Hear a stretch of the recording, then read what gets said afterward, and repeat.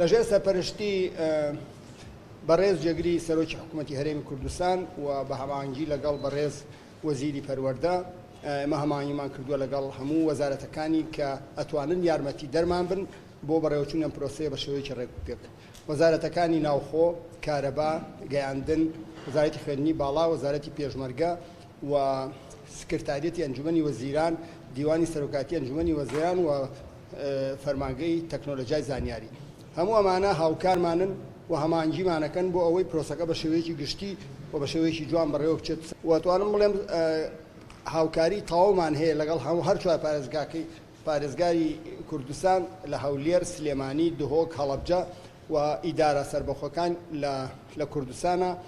کە بۆ شێوەی چۆنیەتی بەڕێوەچوونی ئیمتیحانات یارمەتی دەرمان بن و ژووری هەماهەنگیمان دروست کردووە و لە هەموو پارێزگایەکە ژوورێک دانراوە بۆ ئەوەی لە حاڵەتی دروستبوونی کێشە و گرفتە بتوان یارمەتی دەرمان بن و بتوانن حاڵەتی نەخوازرا و کە هاتە ڕێگەمان بتوانەوەیان چارەسەری بکەن لەگەڵمانە. ئێمە ئێستا 2175 هۆڵی تاقیکردنەوەمان هەیە کە 1930 قوتابی و خوێندکار ئیمتیحانی تیا ئەیەن و هەوڵی ئەوە ئەیەن کە بە شێوەیەکی جوان و ڕێکوپێک پرۆسەکە بەڕێوە بچێت. ئێمە هەموو هەماهەنگیەکمان کردووە و ئامادەکاری تەواومان کردووە و تەسەورەکەین کە بەبێ کەم و کوڕی بتوانین ئەم پرۆسەیە تێپەڕێنین